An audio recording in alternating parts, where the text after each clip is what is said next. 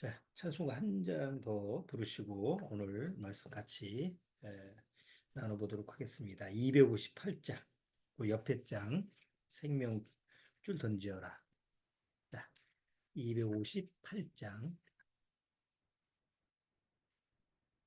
자, 다 찾으셨으면 258장 같이 불러보겠습니다. 물 건너 생명줄 던지어라. 누가 저 형제를 구원하랴.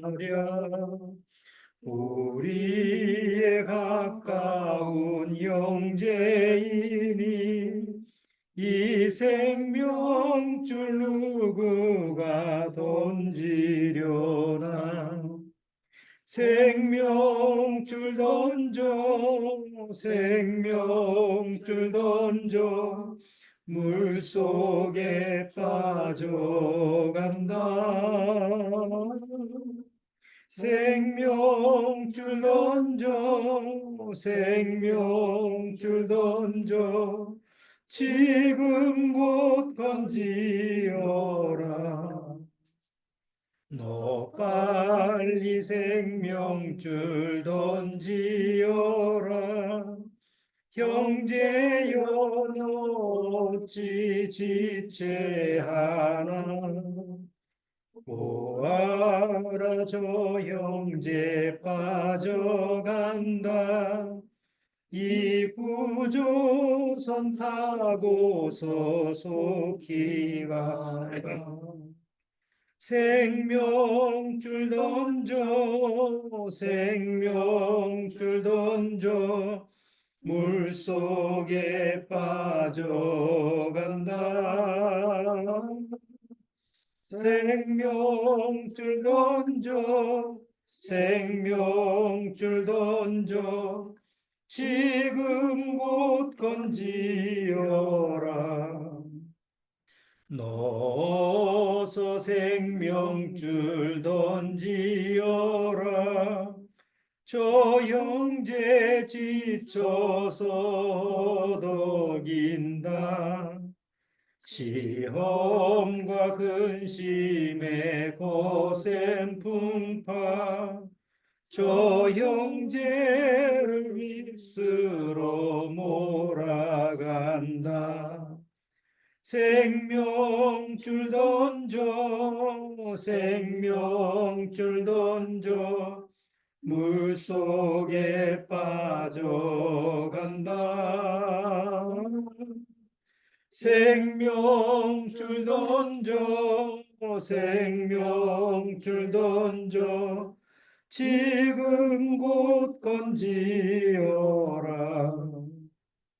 위험한 풍파가 시진하고 건너편 언덕에 이르리니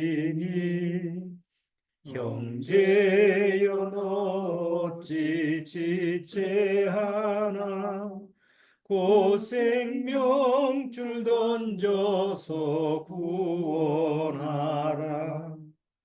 생명줄 던져, 생명줄 던져, 물속에 빠져간다. 생명줄 던져, 생명줄 던져, 지금 곧 건지어라.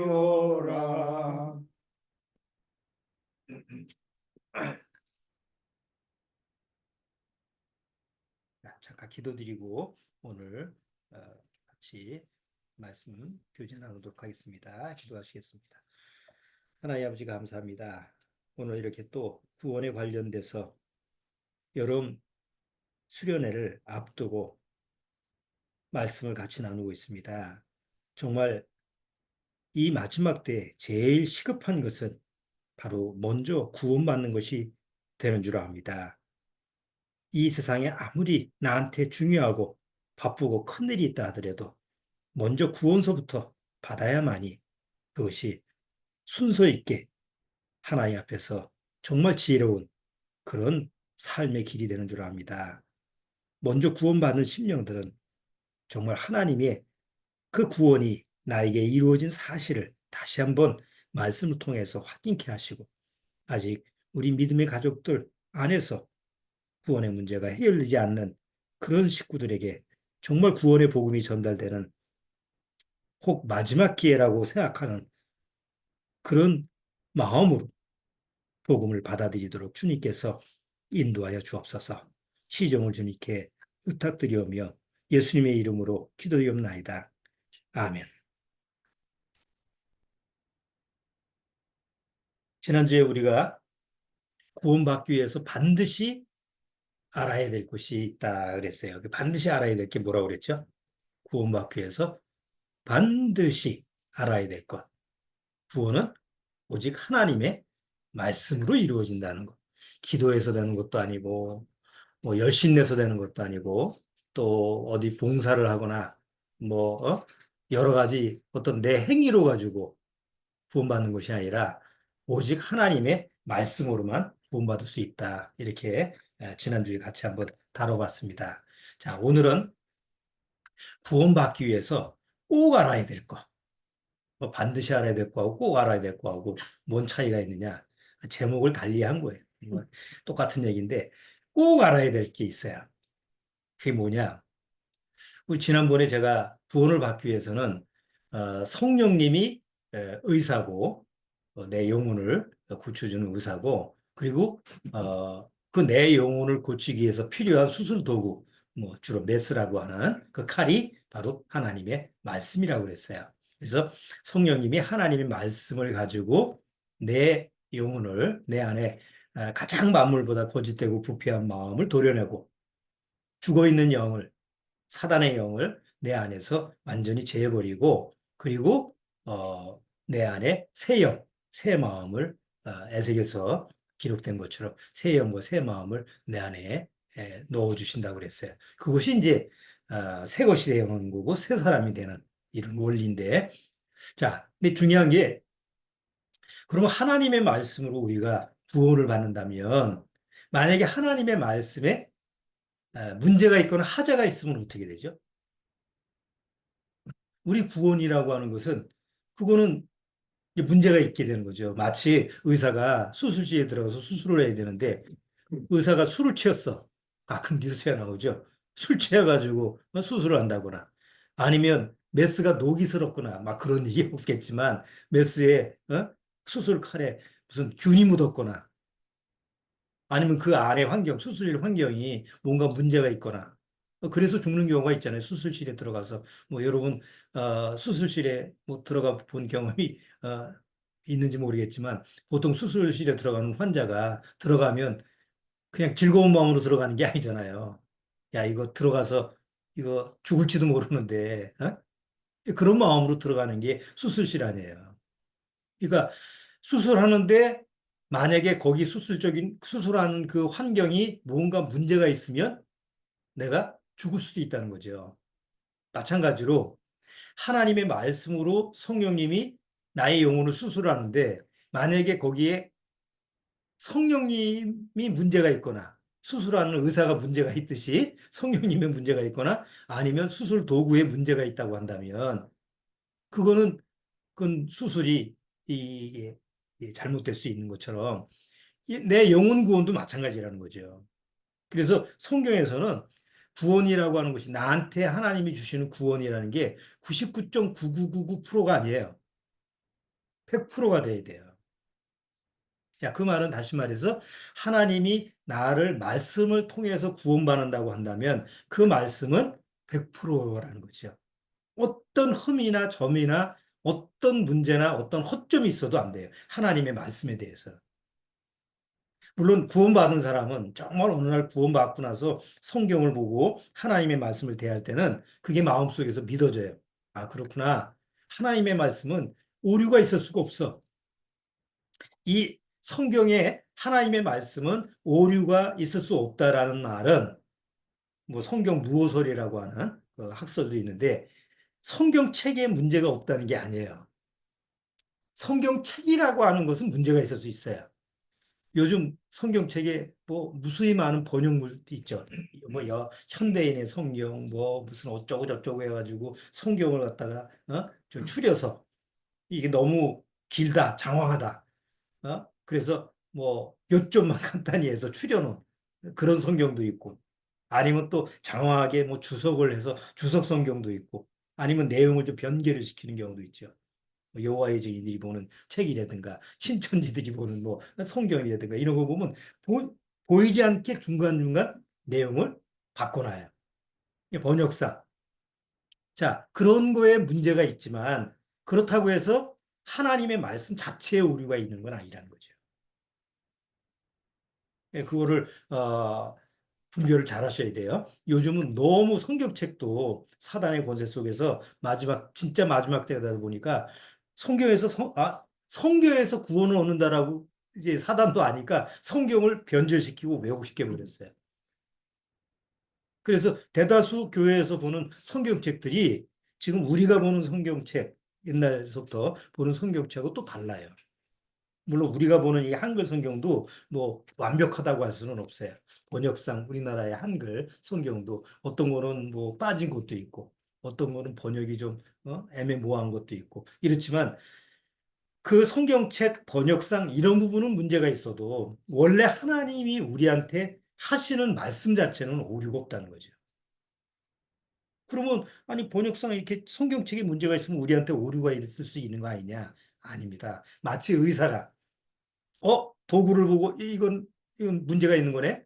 그러면 깨끗한 거, 진짜 뭐 문제가 안 되는 걸 고르듯이 성령님은 지금 하나님의 말씀을 통해서 우리를 구원시킬 때 하나님이 옳게 여기는 성경을 가지고 하나님의 말씀을 가지고 우리를 구원받게 하시는 거예요. 자, 어쨌든 뭐 그거는 뭐 오늘 다룰 문제가 아니니까 오늘 다루는 부분은 하나님의 말씀은 절대 오류가 없다라는 것을 꼭 우리가 알아야 되는 거예요. 하나님의 말씀만이 나를 구원시키지만 그래서 하나님의 말씀은 절대적으로 오류가 있어서는 안 되는 거예요. 우리 지난주에 잠깐 설명을 했죠. 그래서 성경이 완성되기, 이 성경이 이렇게 책으로 나올 때까지 이 이스라엘 민족의 그 성경을 필사하는 사람, 서기관들이 어떤 노력을 하고, 뭐 어떤 식으로 성경을 기록해 왔느냐, 뭐 이런 부분을도 지난주에 잠깐 설명을 했는데, 자, 마태복음 5장 18절을 보면 예수님이 이런 말씀을 하셨어요.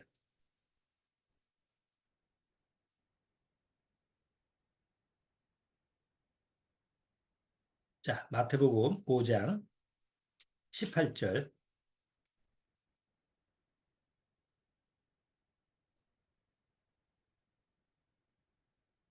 마태복음 5장 17절서부터 17절, 18절 같이 한번 읽어보죠. 내가 율법이나 선자나 폐하러 온 줄로 생각지 말라. 폐하러 온 것이 아니요 완전케 하려 함이로라. 진실로 너에게 이르노니 천지가 없어지기 전에는 율법의 1.1획이라도 반드시 없어지지 아니하고 다 이루리라. 히브리어를 보면 여러분이 히브리어 글자를 보면 뭐 이렇게 아랍어처럼 비슷하게 히브리어 글자가 이렇게 막 그림처럼 그려져 있어요. 그 중에 보면 점이 많아요. 위에 점, 아래 점. 옛날에 우리가 히브리어 한번 배울 때 한번 봤죠. 그 위에 점, 아래 점 해가지고 보는데 가끔 필사하는 서기관들이 점이 안 들어가야 되는데 점을 찍는 경우도 있고 그렇잖아요. 착각을 해서. 어떤 경우에는 점을 두 개 찍어야 되는데 하나만 찍고 그런 오류가 있을 수 있다는 거예요.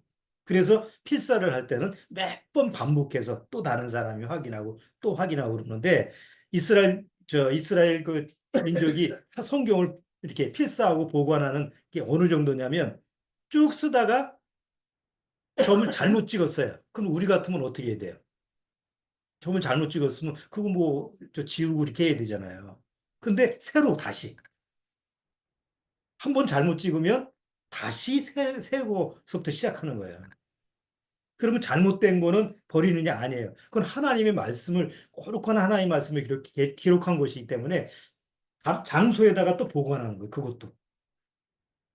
그러니까 이런 정도로 철저하게 하나님의 말씀을 1.1획도 훼손이 되지 않게 보존하는 그런 성경의 역사가 있는 것처럼 하나님의 말씀은 예수님 말씀처럼 1.1획이라도 여기 없어지지 않는다고 그랬죠. 그러니까 하나님의 말씀은 오류가 있을 수가 없는 거예요. 자, 그래서 우리가 받은 구원이라는 게 완전한 구원이고 온전한 구원이라는 100%짜리. 100%가 아니면 그건 하나님이 주시는 구원이 아니에요. 우리가 봤을 때, 내가 나를 봤을 때, 아유, 나 구원받았는데 왜 나는 이렇지? 여전히 왜 나는 이렇게 부족하고 하나님 앞에서 형편없지? 이게 자기 자신에 대해서 그렇게 비관적인, 비평적인 모습을 본다 할지라도 하나님이 나한테 주셨던 구원이라는 것은 나의 모습하고 관계없이 100%짜리를 주시는 거다는 거죠. 그래야만이 이게 하나님의 온전한 구원이라는 거예요. 자, 그렇기 때문에 하나님의 말씀에는 오류가 없다. 그러면 뭐 그거 어떻게 증명할 거냐? 하나님의 말씀에는 어떤 증거가 100% 오류가 없다라고 하는 걸 어떻게 증거할 거냐? 이런 부분이 이제 우리가 성경을 통해서 먼저 알아야 될 건데 첫 번째는 과학적 증거예요. 우리가 어떤 사실에 대해서 증명하면 뭐 과학적으로 증명하고 막 그러잖아요. 그러면 성경이 100% 사실이다. 이게 오류가 없다라는 것을 어떻게 증명할 거냐? 일단 과학적으로 한번 증거를 성경에서는 제시하고 있어요. 자, 한번 보시죠. 욥기를 한번 보시면 다른 종교 책하고 다른 게 뭐냐면 성경에는 과학적인 여러 가지 내용들이 기록되어 있어요. 과학으로 이게 증명이 될 수 있는 자, 그 중에서 욥기 26장 욥기 26장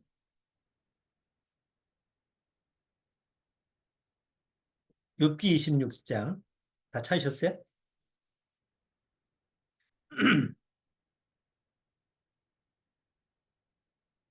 자, 6절.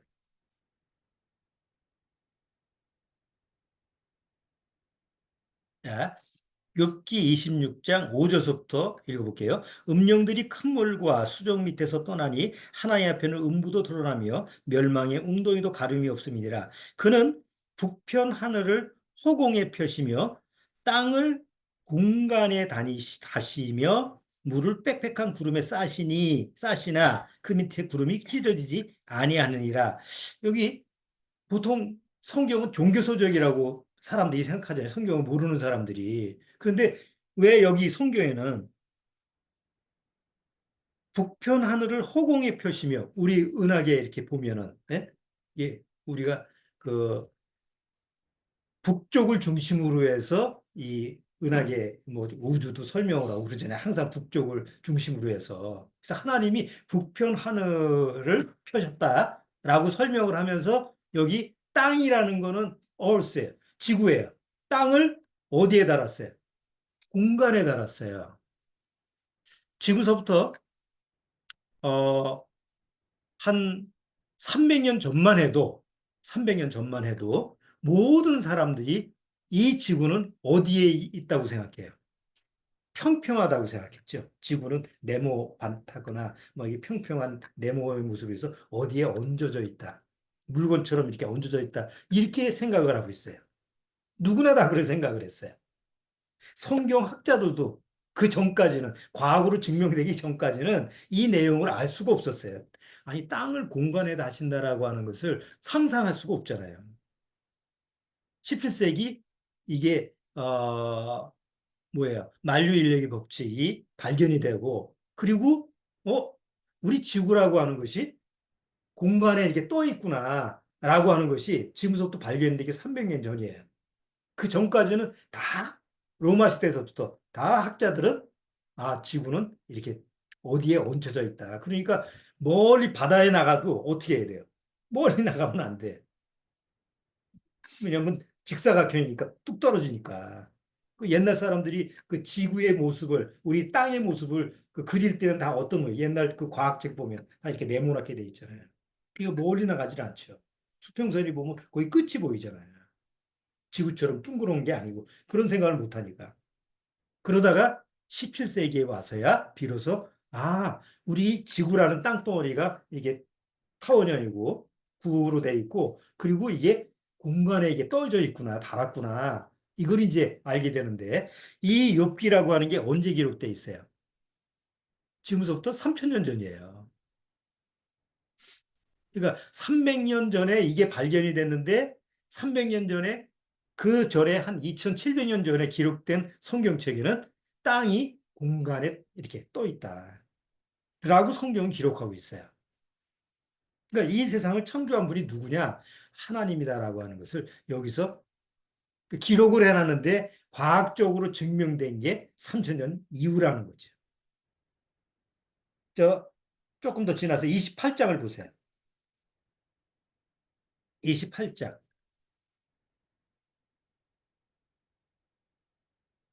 28장 5절에도 한번 보시죠. 28장 5절.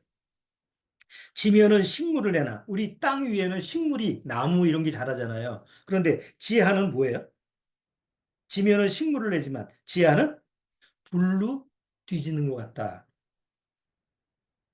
학교에서 그 땅 구조 배울 때 우리 주원이 땅 속에는 뭐가 있다고 그래요? 땅 속 안에는. 그러니까 멘트를 안 해. 안에는 뭐 물이 있어, 시원한 폭포가 쏟아져, 아니면 뭐가 있어? 핵에. 아니, 판에 따라는데 지구 중심에는 뭐가 있냐고. 어, 핵에는. 지는? 마그마. 마그마 들어봤지? 불 같은 그 지금 용암 같은 것이 땅 속에서 터져 나올 때 그게 땅 속 안에 있는 거잖아. 액체. 그러니까 지구 안에는 핵이라고 하는 게 있는데 그 핵 자체가 뭐로 돼 있어요? 마그마로 돼 있잖아. 그 옛날 사람들은 땅 속에 들어가 보지도 않았는데 땅 속에 뭐 우리 지구가 안에는 액체로 돼 있다라는 걸 어떻게 상상을 해요? 근데 이미 성경에는 지하 땅 속 안에는 불로 뒤집는 것 같다라고 하는 영어 성경 표현에는 이게 불이 계속 그 안에서 순환되는 거예요. 이게 막 턴하는 거야. 어? 위로 올라갔다 내려갔다 이렇게. 어? 그러면 이미 아니 이 당시에 지금서부터 3000년 전에 아무리 그때 이집트 문명 시대인데 그때 뭐, 뭐 피라미드라든가 이런 거 봐도 뛰어난 그 사람들이 문명을 가지고 있었는데 땅속 끝인데 하늘 그 저 우주에 올라가 보지도 못하고 그 땅 속에 들어가 볼 수가 없잖아요. 그런데 이걸 어떻게 알겠냐, 이게. 자, 36장, 욥기 36장에다 한번 보시죠.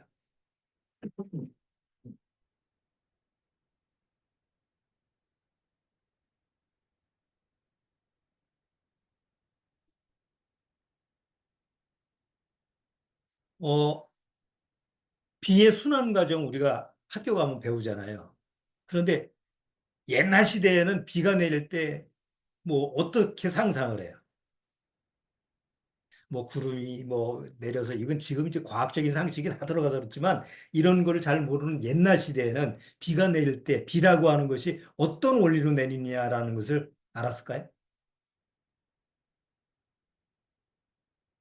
주원이 학교에서 배우기 전에 교과 과정을 네가 안 배운 상태에서 비가 세상에서 하늘에서 비가 내리잖아. 물방울이 떨어지는 거 아니야. 그걸 어떻게 상상할 수 있을까? 그걸 어떻게 어? 마음속에서 비가 어떻게 내리지? 라고 하면 어떻게 생각할 수 있을까? 옛날 시대의 사람들은 그걸 어떻게 상상을 했을까?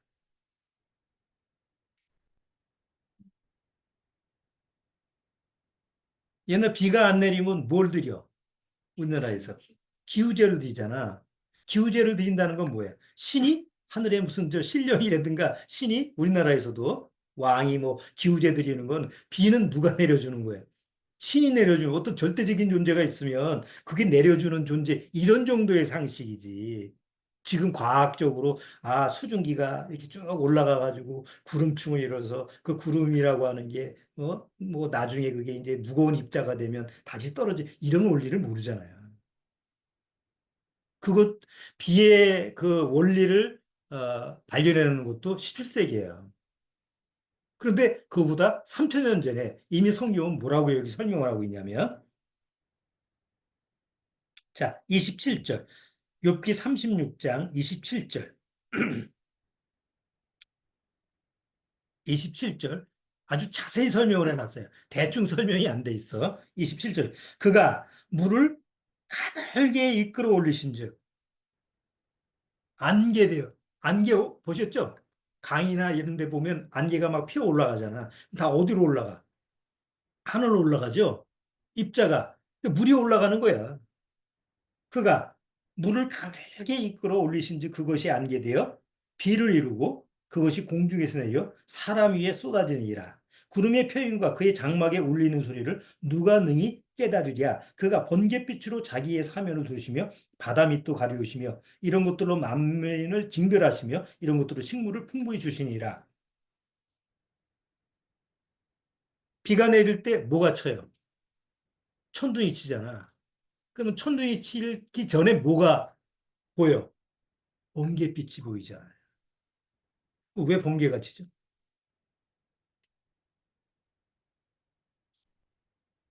왜 번개가 치? 그것도 과학적으로 설명을 하면 뭐 여러 가지 뭐 설명을 이제 과학적으로 지금 저 사전에 보면 그게 다 나와. 요새는 인터넷에서 다 나오니까. 그런데 성경에는 이미 뭐예요? 비가 내리는 원리뿐만 아니라 비가 내릴 때 왜 번개와 천둥이 치느냐. 하나님이 그렇게 해서 그렇다. 그리고 실제로 번개빛이 일어나는 그 원리가 뭐 자연의 원리가 그런데 왜 번개가 쳐야 되느냐? 그 번개가 쳐야만이 질소가 형성이 되는 거야. 질소라는 건 식물이 자랄 때 필수적인 거지. 물만 내려가지고 되는 게 아니고 비만 내려가지고 우리가 무슨 질소 비료 주거든. 그러면 금방 자라 질소 비료가. 근데 번개가 그런 역할을 하는 거야. 지면에다가. 자, 어, 또 시편 한번 볼까요? 시편? 시편 8편 한번 보세요.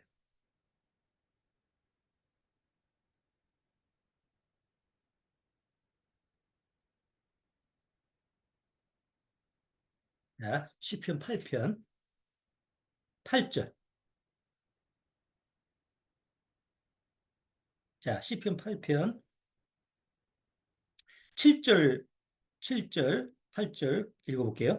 곧 모든 우양과 들짐승이며 공중의 새와 바다의 어족과 해로에 다니는 것이니이다. 여기 해로라는 말이 있죠?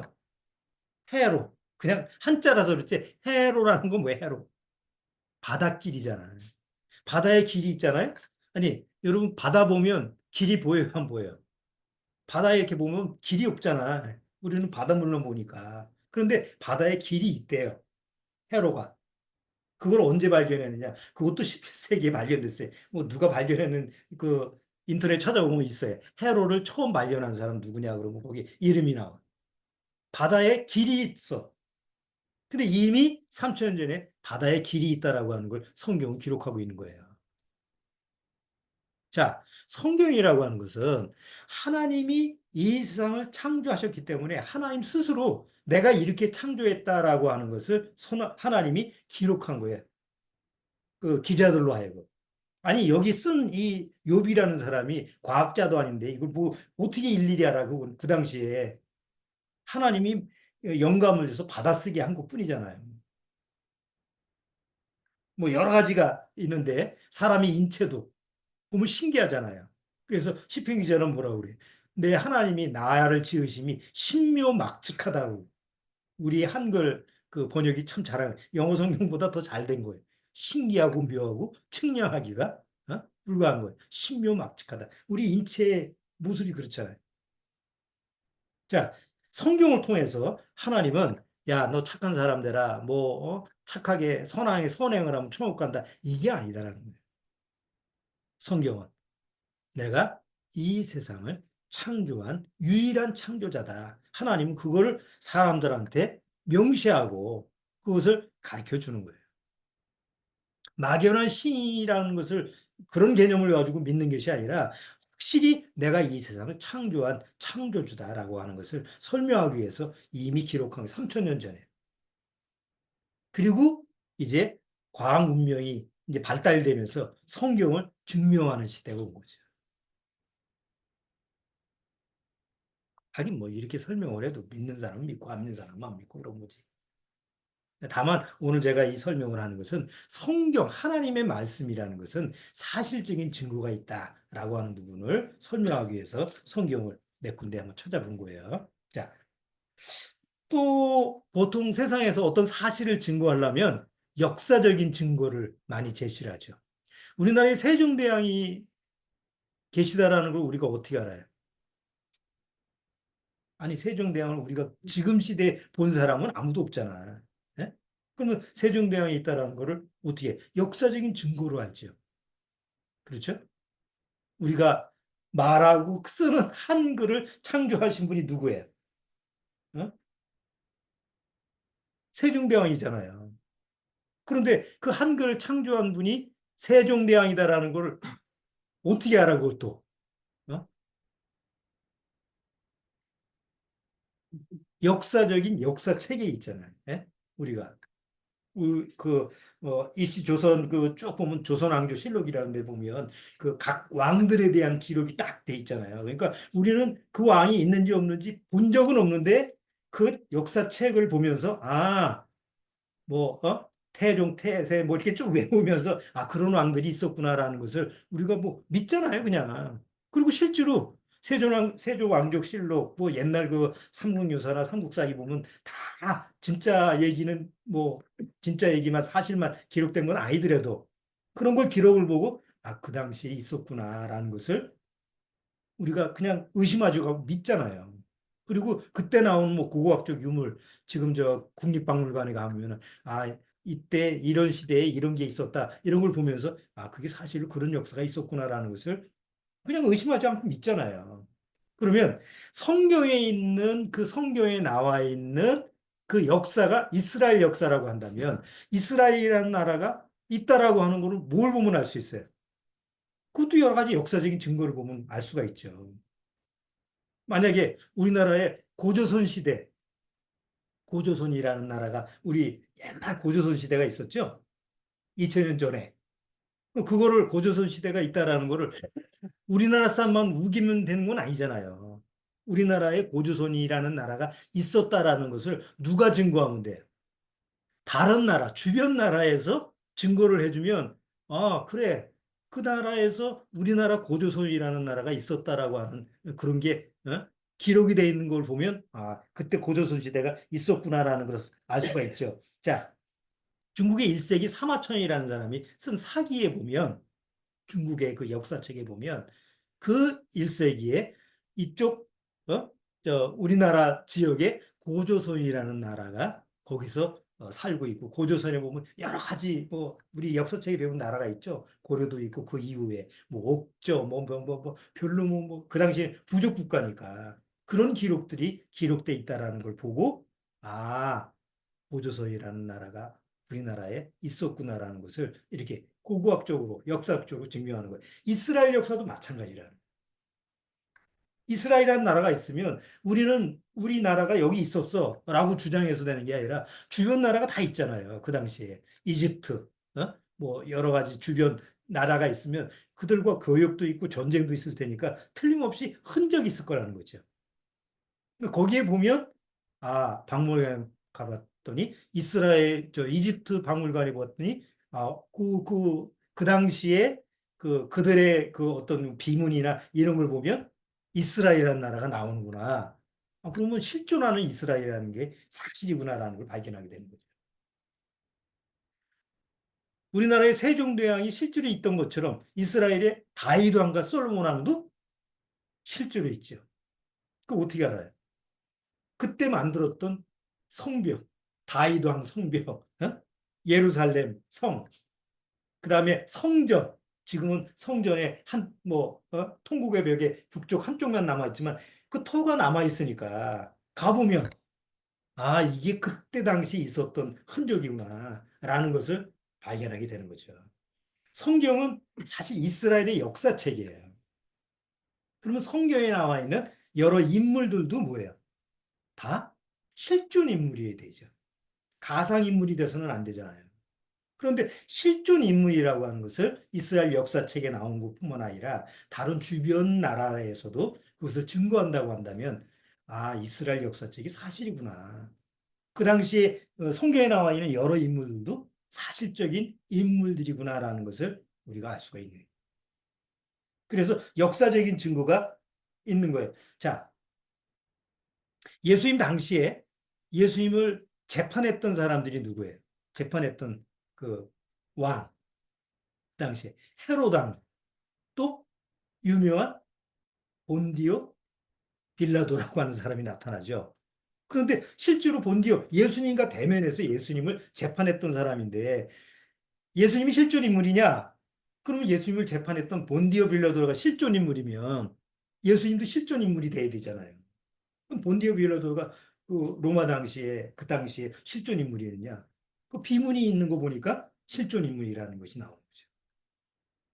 뭐 헤롯 대왕도 실제로 그 당시에 로마의 역사에 기록이 돼 있고. 그러니까 이런 역사적인 증거, 뭐 수많은 역사적인 증거들이 있지만 그런 증거들을 통해서 우리가 성경을 기록한 이스라엘의 역사책은 사실에 근거하는구나라는 걸 알 수 있는 거예요. 아, 자료 화면을 한번 잠깐 볼게요.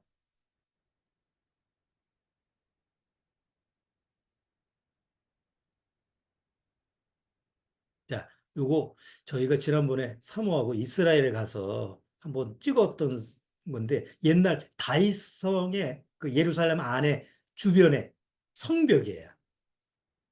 이게 남쪽인지 북쪽인지 어쨌든 성을 이렇게 요게 옛날에는 동서남북으로 문이 돼 있어서 그 이스라엘에 성 들어가려면 이 일로 통과해야 되는데 지금은 이렇게 막아놨어요. 자, 어, 요거는 지금 통곡의 벽이라고 하는 그 예루살렘 성전 그 성벽 지금 북쪽에 남아 있는 거죠. 그래서 유일하게 이스라엘 유대인들이 가서 거기서 이제 지금 뭐 기도하고 여기 보면 여기 종이 쪽지를 여기서 그냥 깨알같이 놓는 이런 부분이 있더라고요. 요게 실로암 성경의 실로암 눈뜬 아주 장님이 저 시각장애자로 요새 시각장애자가 예수 만나서 또 가서 실로암 못에 씻고 오라라고 하는 실로암 못의 그 터예요. 요건 이 인물이 우리 둘이 나왔는데 여기 요단강 요단강 세례터 요단강에서 이렇게 침례받는 그 요단강 세례터가 실제로 거기 있는 거지. 그때는 비가 많이 와서 이 흙탕물이에요. 요게 이집트의 메르네타라고 하는 저 비석인데 비석 안에 여기 보면 이스라엘 여러 나라를 설명하면서 이스라엘이라는 나라도 뭐 설명을 해요. 이스라엘은 황폐해서 씨앗 하나 남지 않았다. 이런 설명이 나오는데 아마 그 당시에 이스라엘 상태가 아주 안 좋은 그런 상태였던 것 같아요. 그래서 그런 비문이 남아 있고 그다음에 요 비문도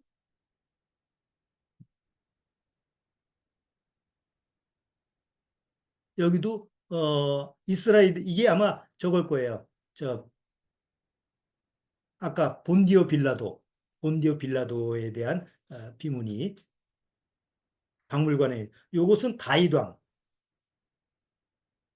여기 보면 다이왕에 대한 설명이 되어 있는데 여기 다이왕에 대한 기록이 들어가 있는 거. 그러니까 우리나라 역사책에서 이런 시대가 있었는데 이런 유물이 있었고 뭐 이렇게 있다 이렇게 박물관에 가잖아요. 그것처럼 이스라엘 역사도 실제로 이 이스라엘 역사가 실존이고 사실이다. 이때 당시 살았던 인물이 사실이다라고 하는 것을 고고학적 자료 가지고 이스라엘 박물관을 보면 그런 게 이제 뭐 수없이 많이 지금도 계속 뭐 거기는 뭐 다 터니까 그런 거를 꺼내 가지고 이제 박물관에다가 이제 보여주는 거잖아요. 자, 성경이라고 하는 것은 단순히 뭐 그냥 윤리 도덕적인 이런 세상 사람들이 보는 관점에서 우리들한테 제시하는 게 아니라 성경은 하나님의 말씀인데 그 하나님의 말씀 자체가 100% 사실에 근거한다라는 쪽에서 이제 증거를 하는 거예요. 그러면 성경에 나와 있는 이 여러 인물들이 하나님의 말씀을 받아서 기록하면 당연히 뭐예요? 거짓말이 될 수가 없죠. 사실을 기록한 거. 그리고 그 사실에 근거해서 하나님 말씀은 나를 100% 구원시킬 수 있는 거예요. 자, 마지막 또 하나의 증거가 뭐냐면 예언적인 증거예요. 성경은 주로 예언이에요. 예언이라는 게 뭐죠? 보통 세상책은 과거에 지났던 걸 기록한 거잖아요. 지나간 역사를 기록한 거죠. 근데 성경책은 앞으로 이루어질 것을 주로 예언하는 것이 예언책이에요. 그래서 성경에 예언한 그 총 예언 개수가 아, 18,000 숫자를 잘못 적은 것 같아. 하여튼 18,000 뭐 17개인가? 그렇게 성경에 아마 18,017개의 예언이 기록되어 있는데 구약에는 1230 아니 18,000이 1817개의 예언이 있는데 구약에는 1239개 그다음에 신약에는 578개의 예언이 이렇게 기록이 돼 있대요. 그리고 그 예언은 이제 웬만하면 지금 다 성취가 된 거죠. 성취가 되는데 만약에 성경에서 예언이 기록돼 있다면 하나님의 말씀이니까 몇 프로 성취가 돼야 돼요? 100% 성취가 돼야 돼요. 주로 구약의 예언이나 신약의 예언의 대다수가 다 어디에 대한 예언일까요? 주로 바로 예수님에 대한 예언이에요. 주로 신약에 아까 578개의 예언이라고 하는데 그게 한 300여 개가 다 예수님에 관련된 예언. 제가 보기에는 뭐 지금은 거의 95% 정도 예언이 성취가 되지 않았나 맞아요. 나머지는 뭐 앞으로 이루어질 요한계시록에 기록된 거, 뭐 이스라엘이 마지막 때 이루어질 뭐 여러 가지 모습, 뭐 7년대 환란, 천년왕국 이런 예언들 구약이나 신약에 앞으로 되어질 예언들은 남아있는 부분은 아직 성취가 안 된 거고 지금 이루어진 거는 거의 뭐 95% 이상이 되지 않을까 그렇게 생각을 해요. 그런데 지금까지 예언이 성취가 이루어진 것도 만약에 100개인데 그중에 99면 되고 하나는 그건 잘못됐어, 안 됐어. 이럴 수가 없어요. 성경.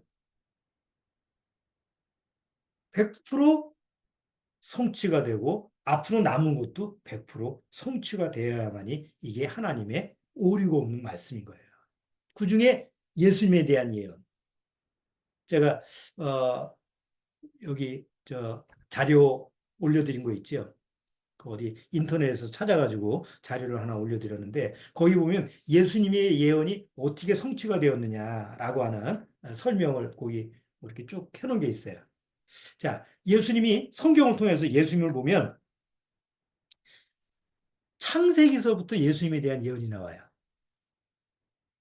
창세기서부터. 그러면 창세서부터 예수님의 예언이 나오면 그것이 성취가 된 게 거의 한 5천 년 지나서 성취가 된 거예요. 그러면 창세기 3장에 뭐라고 그러죠?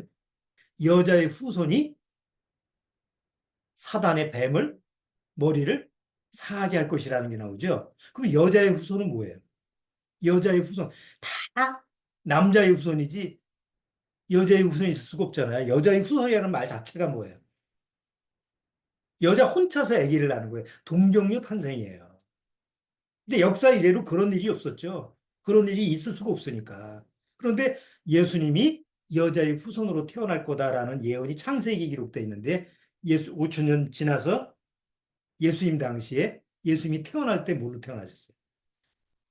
창세기에 예언된 게 5천 년이 지나서 예수님은 여자 처녀 마리아를 통해서 잉태가 된 성령으로 잉태된 것이 성취가 된 것이 예수님의 태어난 시작이에요.